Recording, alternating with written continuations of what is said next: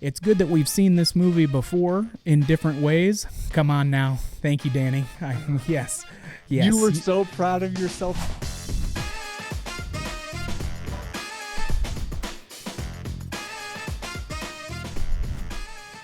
Hey, I'm Russ. And I'm Danny. And this is the Memory Makers Podcast. The show that helps you create amazing customer experiences and make more memories. Bum, bum, bum, bum, bum. It's time for the Memory Makers Podcast. That was a terrible rendition of the Marvel theme song, but I'll have to ear check that one for roll back the tape. Bum, bum, bum, bum, bum. It's time for the Memory Makers Podcast. For Avengers. Yes. I said Marvels. That's double geek points lost out of that one. So they're not all winners, folks, but part of the beauty of them is how ugly they are. So we'll go with that. What's up, brother? At least we can laugh at ourselves. I mean, that's some days that's all you have, you know? Is the ability to laugh at yourself. Yeah, man. How are you? What's going on? Well, I'm excited because in just a few days, myself and my wife and then Kimberly, one of the owners of Creative Works, are all traveling to Tanzania, and we're going to be climbing Kilimanjaro. So Very excited for that. This has been about a year in the making getting to this point, and got a few days before we leave. Man, I know. I am so excited for you guys, and to hear some of the stories and some of the sites that you guys are going to see is just going to be absolutely incredible. I know, we talk a lot about you and Michelle doing training hikes and all different kinds of things. Have you ever summited a mountain before? Yeah. Okay. What was the tallest one that you did? The tallest one that I did was Gray's Peak. Okay. And how high was that? That's 14,100 or somewhere in that range. It's just above 14,000. And for those of us who failed world geography in high school, what is the elevation of Kili? 19,200. Hot diggity. Okay, so not only are we a multi-peak summiter at the end of this trip, but we're also setting a new PR. That's what I'm talking about. We're just elevating. The tallest summit in Africa and the tallest freestanding mountain in the world. Bingo. Because it's not part of a range, because it was a volcano. It's just one. Oh, man, super excited for you guys. What a cool experience. That is awesome. It's going to be a cool experience. And speaking of cool experiences, I had one last week. You like that transition, that segue? So I was at an event last week that gathered a lot of cinema and movie theater operators together. It was an educational event for them. But recently, they've been bringing in more family entertainment center, FEC content, speakers, sponsors as part of the event. And Creative Works was included in that, and I was one of the speakers at this event. And a couple things came out about that, and we're going to talk about today of why cinemas are starting to look more at FEC components, why they want to add that, and what it means for our industry as FECs, and what it means for all of you that are listening to or watching this podcast. One of the things that struck me that was really interesting is being able to, I've been in this FEC world for so long, just as you have, and all of the terminology that we use, the things that we kind of take for granted maybe at times about, well, let's just known because it's a known thing. We all know how this works and why you would add that particular attraction, or why bowling's been so popular for the last 100 years. All these things that we sort of know, but being able to see people who are from a slightly different industry and looking at ours with fresh eyes and having to kind of take a step back and really kind of go through some things at a higher level was really interesting, because I got to be a part of some conversations that I typically only have with someone who is entering the FEC industry for the first time, not someone who already operates a business. So it's a very interesting conversations with that. Interesting. Well, and interesting that's interesting to you. I like that. I think that the part that I found in those kind of similar situations where it's like I inadvertently fall into using kind of the alphabet soup or the different terminology and the niche, phrases and things, is by zooming back and being, and opening up those discussions and not having it be insider baseball, as you realize how many consistent trends and patterns there are for those different groups, whether it was things like trampoline parks or bowling centers like you had mentioned, or other things. Like this idea of expanding your portfolio or adding in a more focused FEC element to whatever your standalone attraction is, there are a lot of good takeaways and patterns that we've seen prove out to win over time. And so it's taking a look at some of those kinds of things, but also on the flip side, and we'll get into this later as well, is looking at what does that mean for the existing landscape of the market. So if all of a sudden, we're seeing this push for cinemas to be adding much more of an entertainment component to them, what does that mean for us in our world as far as, hey, these are venues that have, something unique to offer to bring them in through those doors. And what does that mean for us and how do we adapt? And so I'm excited for us to dive in here. Yeah, I am too. And, one of the things that we were planning, and as we were kind of going through and planning out this episode that we talked about that I want to have you discuss is the parallels of this with the bowling industry. For sure. And so one of the big things, obviously, 15 years ago, 10 years ago, bowling was going through this heyday of adding in these pieces and going through some of the identity crises or what that looks like, right? Like, are you a bowling center that happens to have a secondary attraction of laser tag? Are you a trampoline park that happens to add on, arcades? What do we have to be cognizant of whenever we're taking in these things? And like I mentioned before, what are the patterns that we need to be aware of? So the first thing is, that strikes me as we've also talked with more cinema operators that have started adding in attractions. And the same thing with bowling is laser tag, mini golf, axe throwing, darts, whatever it is. One, it's an increase in staff, and it's a different type of staffing than what you've had to typically do with that standalone model, because now we have to grow the team in order to handle the increased capacity and the more frequent visits, all of that good stuff. But there's also this aspect of what is the guest service experience for your typical kid at a movie theater who has been standing behind the counter and selling the concessions and doing those kinds of things and taking tickets. Now we're, that specific group, similar to how bowling it was, you had somebody behind the counter that was doing the shoes and the lane rentals and the reservations. And then you also had some food and beverage staff, that was going along with it because it was such a critical part. Is bowling or birthday parties alone. Let's look at that. When birthday parties started happening at bowling centers, you didn't have a ton of operators that were necessarily doing a lot of things like birthday party hosts, because they had the one attraction that they were doing, and the food and beverage was a part of that, and it all kind of fit the typical model. And so, one, how do we start looking at what types of guest service touch points do we need based on these new experiences or things that we're adding into that mix, and that aren't necessarily just from behind the counter, right? You're having a little bit more of concierge level service and things like that take place. And I think that is an unanticipated consequence or a ripple effect that happens from some of those things where it's, okay, we're going to add this because it's going to allow us to do all of these things, but then we don't necessarily drill down deep enough of, is the person that we've had behind the counter working the rentals and all of those good things or the concessions, is that the same person? Do we have people on staff that are going to naturally lend themselves to a more hands-on guest experience, like giving a laser tag brief or engaging with guests on a golf course and having them be silly and take all these kind of trick shots and things like that?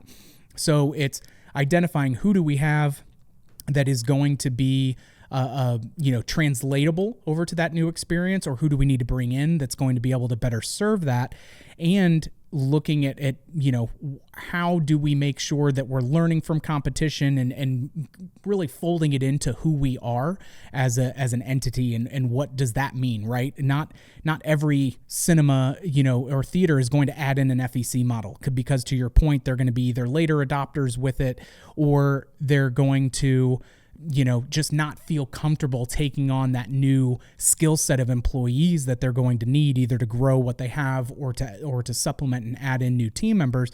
Sometimes that can seem really burdensome. Some folks are going to be landlocked, all of that good stuff.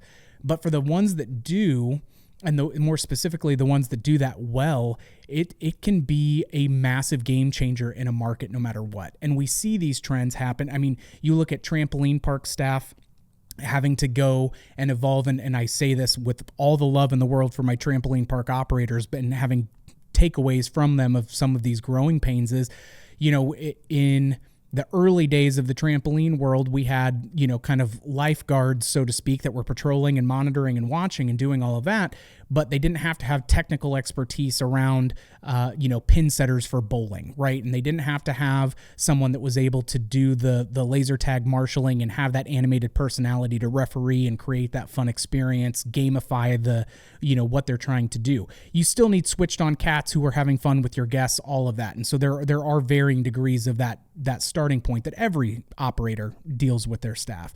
But that to me is, no matter what the vertical is, when we start to see a traditionally standalone type of a venue add on this FEC expansion of it, these are the things that you need to be cognizant of doing. If you're going to be adding a dark ride into your existing FEC and you're not a cinema person, like, what do we need that experience to be? And do we have the people that we need to do it? And who's going to be the inside expert that knows that thing top to bottom, front to back, to make sure that we're able to provide a high caliber experience? So it's just, it's good that it's good that we've seen this movie before in different ways. Come on now. Thank you, Danny. Yes. You were so proud of yourself. You stopped mid-sentence to start over. It was fantastical. But I think that we've seen this play out in a variety of different ways. And there's, when you focus on these fundamental aspects of, do we have the right people in place, and how are we going to be very intentional about the experience that we create, or bringing in people, like if you're adding in a food and beverage center and you've never had any experience with a restaurant, like most likely you're not going to understand all the nuances of that world, and you need to bring in somebody who has kitchen experience and being a head chef and doing those kinds of things.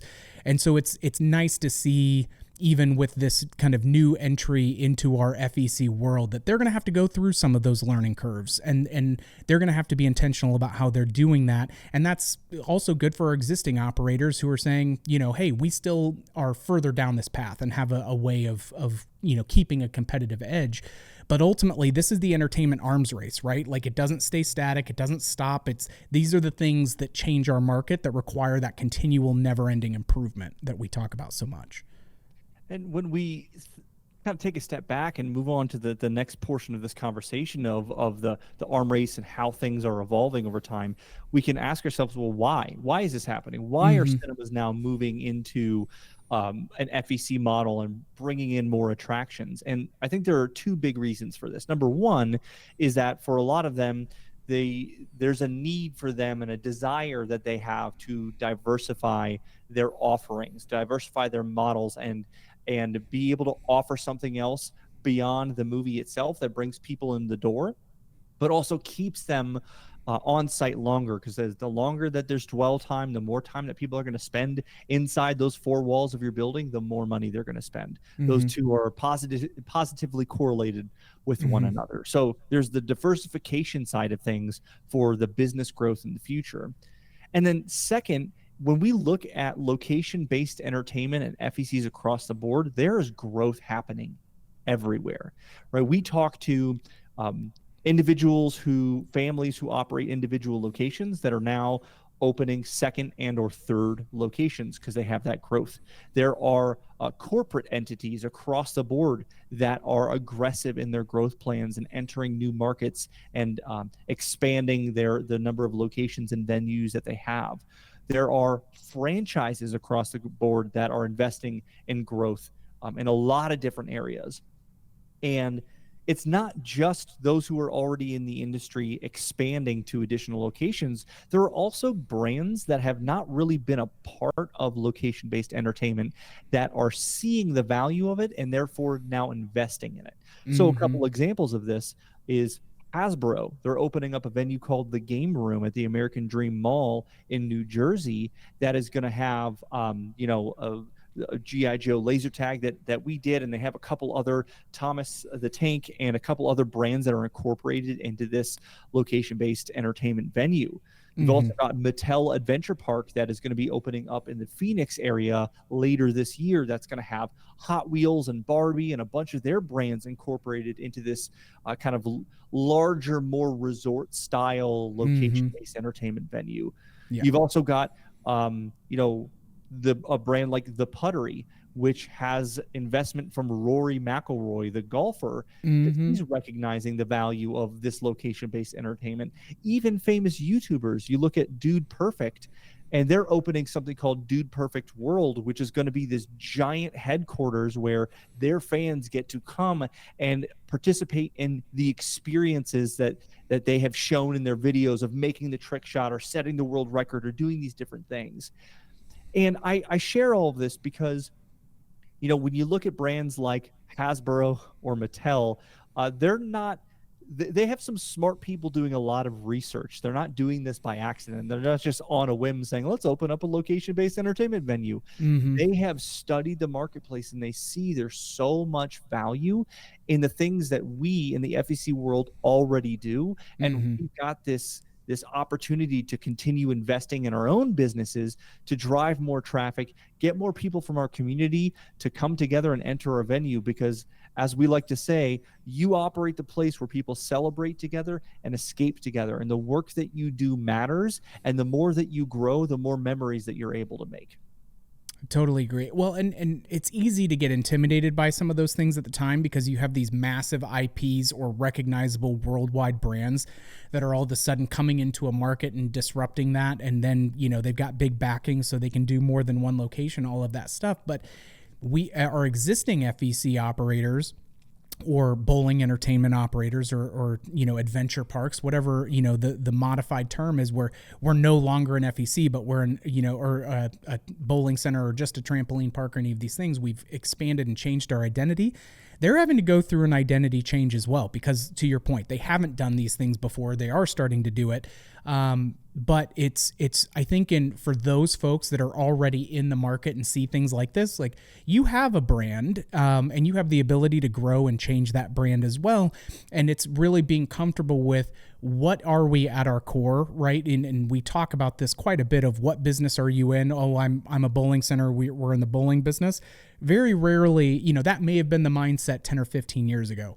Now, the folks that are staying ahead of the curve have redefined what they are as a place for people to come and make memories and have a communal area for their, you know, for their village elders, so to speak, you know, come and do their regular Tuesday night bowl. And this is the, you know, what are we beyond a box with attractions in it, and what purposes can we serve, and how can we continue to expand into that? That's going to continue to be what allows for this entertainment arms race, you know, so to speak, to be one part of what is my facility and what are we here to do and how are we here to serve. Those are the things that will ultimately prove out, because that has such a direct impact on what your attraction mix translates to and how well you execute on that and all of those things. And so you know, the more comfortable that people get with, okay, if I've had a single attraction and an arcade and maybe even a snack shack, like, what are things that I need to be aggressively thinking about and being really intentional about setting, you know, key performance metrics towards of growing to this model? Because we have so many new players coming into the market, like you said, and we have so many existing folks that are elevating their game all of the time, that we really can't afford to kind of, you know, sit back on our laurels and just assume that it's not going to happen to us, right?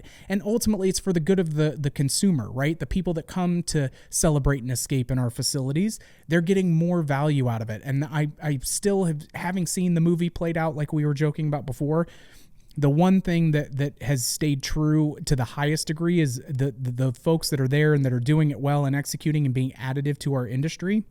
It's a rising tide raises all boats, because while they may be going to this new facility and doing those kinds of things, you have unique things that you have available at your facility as well. And if you're increasing your guest experience and your engagement and the value that you're bringing on a regular basis, it just is getting more people excited and conditioned to go out and do those things and connect. And so, you know, sometimes it can be easy to lose that stuff in the shuffle or have an initial scarcity mindset, but realize, hey, the greats all have worthy adversaries, right? Like when we talk about Simon Sinek and talking about the infinite game and so many other things that we've gotten into in the past, the changing of the landscape is what actually creates new innovation and better things, and how we get, you know, more impactful with what we're trying to do. And so we just need to remember, okay, we can either be at you're either at the table or you're on the menu, kind of a thing, right? So we want to be there with a fork and a knife, making sure that we're, at the table, so to speak, instead of getting eaten up because we were scared to change. To the point of the idea of scarcity, yes, because you're going to look at this, and this means that there's more competitors entering the FEC market, and potentially there are more competitors that are going to be in your particular market that are going to be directly competing with your venue, which they already were. If there's a movie theater, they're already competing with you, but they're competing in different ways now. And it can drive fear a little bit, and it can make us think in that scarcity mindset of, oh no, there's going to be less for me and all those things. But I think that there's an opportunity to look at this instead and say, okay, they're going to do that. They're not us though. What can we do to be different? How can we differentiate our business, and how can we improve our business in a way that no one else could copy? And that, I think, is really the lesson here, because while many of the people who watch or listen to this podcast may not be in the cinema industry at all, we can still pull lessons from what is happening in their particular vertical and how it's going to impact ours, and be ready so that all the people who are listening to this podcast that are maybe not related to cinemas in any way are prepared and ready to double down on their own business to protect their market share and deliver more value to their clients and customers. And that's, for me, maybe a good place to wrap up. Yes, sir. I like what you're putting down. You're picking up what I'm putting down? I'm picking up what you're putting down. By the way, we're recording this the Monday after the Super Bowl, and the new Deadpool Wolverine trailer came in, and a new version of that phrase that Ryan Reynolds talks about in that movie was, "I'm smelling what you're stepping in, sensei." And so I think I may be trying that one into the mix every once in a while. So instead of "I'm picking up what you're putting down," it's "I'm smelling what you're stepping in, sensei." That seems like it fits. Well, we've got more awesome content just like that's going to be coming your guys' way. We've some really killer operator interviews and insights of folks that are thinking way outside of the box that we're super excited to have coming to you in just a few episodes. Oh my gosh. It's really, really cool to get to see what some of our mad scientists that wear the operator hat are getting up to, and some really fun things for you guys to be able to get a peek behind the curtain on ways that you can do some things that you didn't think were possible, and all of that. So I'm just absolutely jazzed for the new episodes that we'll have coming down the pipeline, and you'll be able to check those out. We'll have our social media posts. You guys will be able to find those out when the weekly episodes drop.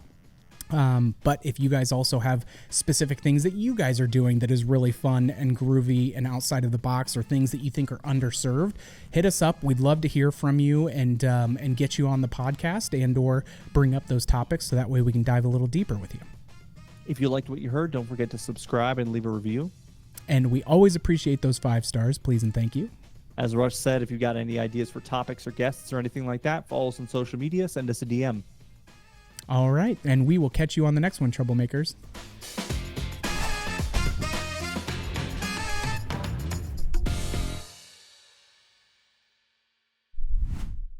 You used to work at Disney? Shocking, as Ricker said. The other day, he said something to me. He was like, "I'm not really digging that." And I was like, "Oh boy." Hi, little mirror. Thank you. Okay. Ready. Okay. Alrighty. Go Flight.